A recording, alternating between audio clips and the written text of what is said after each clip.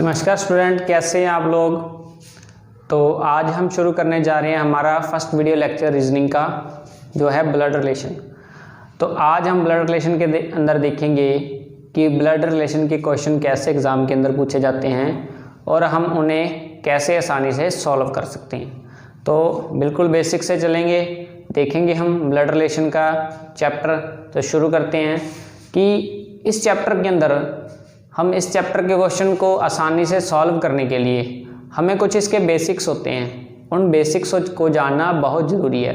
अगर हमें उन बेसिक्स के बारे में पता चल गया तो हम इस चैप्टर के क्वेश्चन को बड़ी ही आसानी से सॉल्व कर सकते हैं। तो शुरू करते हैं। तो इसके बेसिक क्या हैं बच्चे। तो सबसे पहले क्या है कि हमें अपने जनरेशन के बारे में पता होना चाहिए कि रिश्ते कैसे बनते हैं। तो जनरेशन की अगर मैं बात करूं तो रिश्ते जनरेशन वाइज बनते हैं। तो कैसे बनते हैं, सपोज करो यहाँ पे है मिस्टर राम।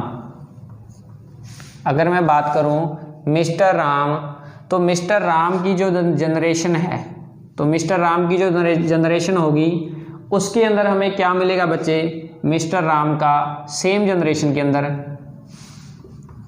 भाई बहन चचेरा भाई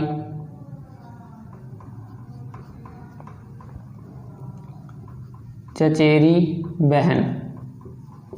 ध्यान से देखना बच्चे, सेम जनरेशन के अंदर भाई बहन चचेरा भाई चचेरी बहन। उसके बाद क्या मिलेगा बच्चे,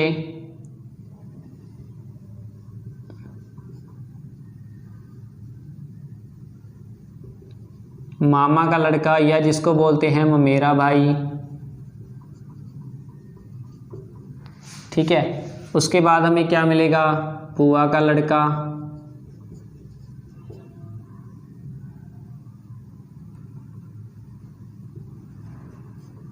या जिसको बोल देते हैं हम फुफेरा भाई। ठीक है। इस तरीके से हमें जो रिलेशन मिलेंगी वो अपनी सेम जनरेशन के अंदर मिलेंगे। ठीक है। अगर मैं बात करूं इससे एक नीचे की जनरेशन में, तो राम के इस एक जनरेशन नीचे राम को क्या मिलेगा, राम का पुत्र पुत्री भांजा भांजी। ये कहाँ मिलेंगे, ये राम की एक जनरेशन आगे मिलेंगे। अगर मैं बात करूँ राम की एक जनरेशन आगे से एक जनरेशन और आगे, तो यहाँ पर राम को क्या मिलेगा, राम का पौत्र पौत्री देवता और देवती। इस बात को बिल्कुल ध्यान से समझना। अगर आपको ये समझ आ गया तो ये पूरा चैप्टर समझ आएगा। अगर मैं बात करूँ राम से एक जनरेशन नीचे, उससे एक जनरेशन नीचे पौत्रा पौत्री देवता देवती मिल गई। अगर मैं एक जनरेशन और नीचे बात करूँ तो क्या प्राप्त होएगा, परपौत्रा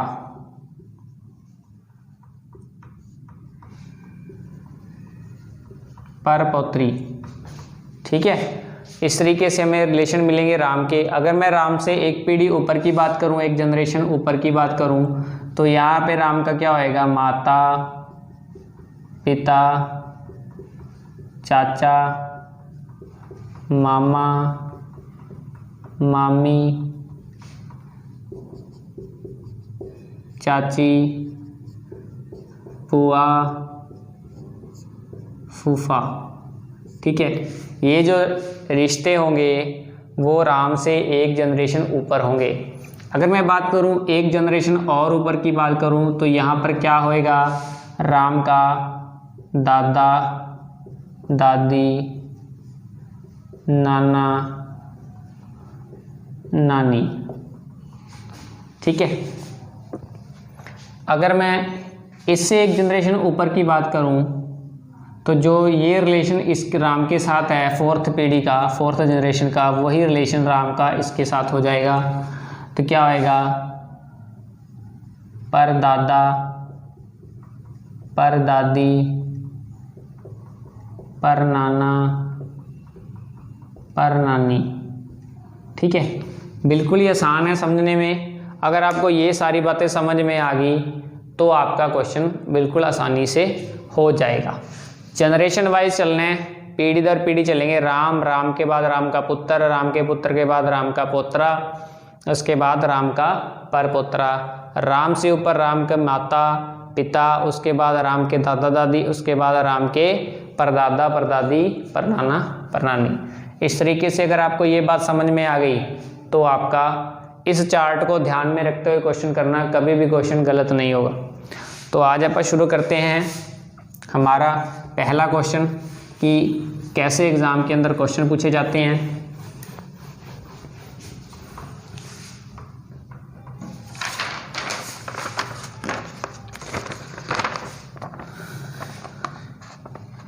तो देखें, पहला जो हमसे क्वेश्चन पूछा गया है वो है ए डी का भाई है,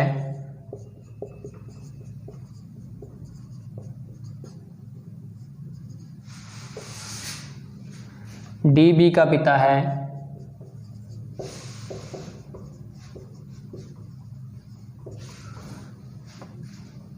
बी और सी बहनें हैं, बी और सी बहनें हैं। तो ए का सी से क्या संबंध है? ए का सी से क्या संबंध है? ठीक है बच्चे, क्वेश्चन में क्या पूछा है? ए का सी से संबंध। इस बात को आपने बिल्कुल ध्यान से पढ़ना होता है कि क्वेश्चन में पूछा क्या है। जब तक आप ये जवाब नहीं ढूंढ पाओगे कि क्वेश्चन में पूछा क्या है, तब तक आप आंसर में टिक नहीं कर सकते। इसके ऑप्शन दे रखे हैं बच्चे, पुत्र पौत्र, पुत्र, दूसरा है पौत्र या पौत्रा बोल देते हैं अपन इसको, पिता, तीसरा ऑप्शन है पिता, और फोर्थ हम ऑप्शन है हमारा चाचा।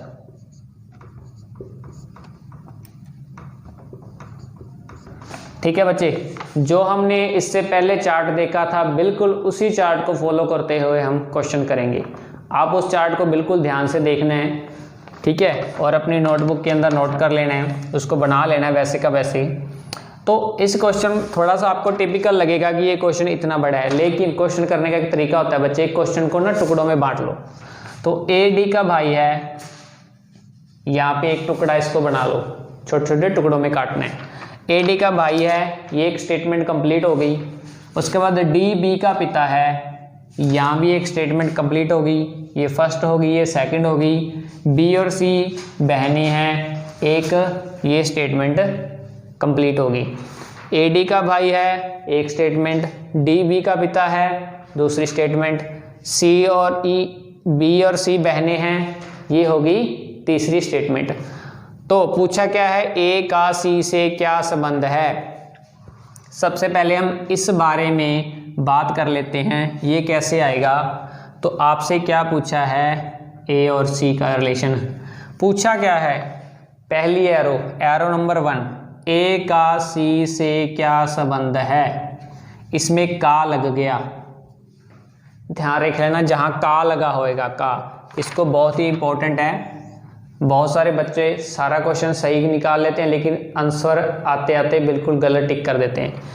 ए का सी से क्या संबंध है? ये पहली एरो है, हमने दूसरी एरो बनानी है बिल्कुल उल्टा, यानी कि सी ए को क्या कहकर बुलाएगा। ठीक है, क्वेश्चन में पूछा है ए का सी से क्या संबंध है? ए का सी से क्या संबंध है? आंसर में हमें बताना है सी ए को क्या कहकर बुलाएगा। इस बात को अगर आपने पकड़ लिया तो आपका क्वेश्चन बिल्कुल आसानी से हो जाएगा। तो हम वही जनरेशन वाला फार्मूला हम यहाँ पे अप्लाई करेंगे। ठीक है बच्चे, तो कैसे होएगा उसको हम देखते हैं। तो सबसे पहले देखते हैं ए डी का भाई है। ए भाई है किसका? डी का। तो ए और डी कहाँ आएंगे? भाई और बहन कहाँ आते हैं? सेम जनरेशन में। ए क्या है? भाई है, किसका है? डी का। तो ध्यान रखना भाई से ये मेल और फीमेल का भी आपको ध्यान में रखना है। डी का हमें नहीं पता भाई है या बहन है। आगे देखते हैं, ये हमारा पहला स्टेटमेंट यहाँ पे ख़त्म हो गया। अगला स्टेटमेंट देखते हैं कि डी बी का पिता है। डी किसका पिता है? बी का। तो बी का पिता एक जनरेशन ऊपर आएगा, तो डी का क्या हो गया? बेटा या बेटी हो गया बी। तो बेटा और बेटी कहाँ आते हैं? एक जनरेशन नीचे, तो यहाँ पे क्या आएगा? बी। डी क्या है? पिता है बी का। अगर ये पिता है तो ये क्या होएगा? मेल होएगा। अगर ये मेल होएगा तो ए डी का भाई है, तो ये दोनों क्या हो जाएंगे? भाई भाई। इन दोनों का जो रिश्ता होगा आपस में वो तो भाई भाई का हो जाएगा, लेकिन ये नहीं पता बी हमें क्या है, लड़का है या लड़की है। तो नेक्स्ट हमारा कंप्लीट हो गया 2 स्टेटमेंट। तीसरी देखते हैं, बी और सी बहनें हैं। बी और सी बहनें हैं। बी और सी क्या है? बहन। बहन कौन सी जनरेशन में आता है? कौन सी पीढ़ी में? समांतर पीढ़ी में आता है, सेम जनरेशन में। बी और सी बहनें हैं। बहनें, ये भी बहन है, ये भी बहन है आपस में। तो हमें मालूम हो गया दोनों क्या होंगी? फीमेल होंगी। अब देखते हैं एग्जाम के अंदर क्या पूछा है। ए का सी से क्या संबंध है? देखिए, ए का सी से क्या संबंध है, तो हमने आंसर में क्या बताना है? सी ए को क्या कहकर बुलाएगी? तो ए भाई है डी का, डी का लड़की है बी, और बी की बहन है सी। अगर बी और सी बहनें हैं, डी पिता है बी का, तो सी का भी क्या होएगा? पिता होएगा। तो यहाँ से हमने देखना है। और पिता का भाई कौन है? ए। और आपको पता है कि पिता का भाई हमारा क्या लगता है? चाचा लगता है। तो ये हमारा ऑप्शन, इस पे टिक कर देना है। इस बात को ध्यान से समझना है कि जहाँ से का लगा होएगा, ए का सी से क्या संबंध है? ए का सी से पूछा है तो ऑप्शन में हमें क्या देना है? सी का ए से क्या रिलेशन है। हमें इसका बिल्कुल उलट इसका जवाब हमने देना होता है। ठीक है बच्चे, नोट कर लें अपनी कॉपी के अंदर इसको। चलते हैं हम नेक्स्ट क्वेश्चन के ऊपर। नेक्स्ट क्वेश्चन हमारा कैसे पूछा जाता है?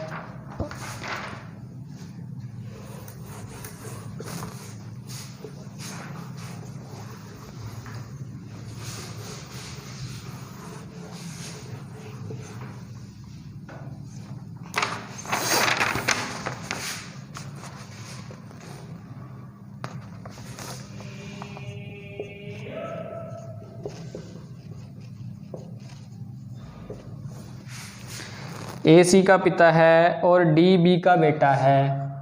डी बी का बेटा है। ई ए का भाई है। ई ए का भाई है। यदि सी डी की बहन है, यदि सी डी की बहन है, तो बताना क्या है? बी का ई से क्या संबंध है? बी का ई से क्या संबंध है? तो पिछली बार क्वेश्चन में आपको मैंने बताया कि बी का ई से क्या संबंध है। का लगाओ तो ऑप्शन में क्या देना है? ई बी को क्या कहकर बुलाएगा। इस बात को ध्यान से देखना है। तो हम इसको टुकड़ों में काट लेते हैं, छोटे छोटे टुकड़ों के अंदर। ठीक है, तो शुरू करते हैं। हमारा पहला टुकड़ा क्या कह रहा है? ए का सी, के सी का पिता है। ए पिता किसका है? सी का। ठीक है, ए सी का पिता है। डी बी का बेटा है। डी बी का क्या है? बी का बेटा कौन है? डी। अगर दोनों में कोई रिलेशन ना आए तो अलग अलग लिख लो। ये फर्स्ट स्टेटमेंट है, ये सेकंड स्टेटमेंट है। आगे देख लेते हैं। ई ए का भाई है। ए का भाई कौन है? ई। कहाँ आएगा? सेम जनरेशन के अंदर। नेक्स्ट देखते हैं, यदि सी डी की बहन है, यदि सी है, सी डी की बहन है। सी और डी की क्या होगी, सी डी की क्या होगी, बहन होगी। तो आपको याद रखना है, अगर ए सी का पिता है, ये हो गया पिता,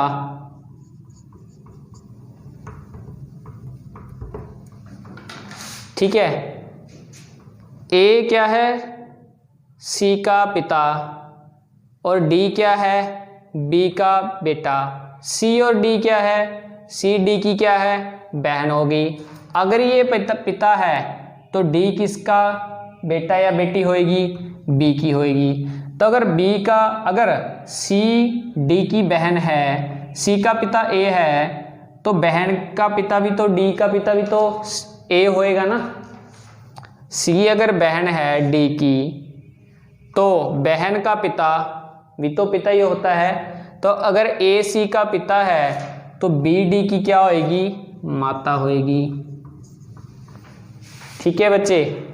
अब हमें क्वेश्चन में क्या पूछा है, और ई क्या है, ई ए का भाई है, ये भाई है ई ए का। और अगर ई ए का भाई है तो सी और डी का क्या लगेगा, चाचा लगेगा। अगर आगे हम देखते हैं कि हमसे पूछा क्या गया है, ऑप्शन के अंदर मैं आपको बताऊं तो ऑप्शन में है भाभी बहन, भाभी बहन, भाई साला, भाई साला। ठीक है। तो हमसे पूछा क्या गया है, पूछा हमसे क्या क्या गया है कि बी का ई से क्या संबंध है,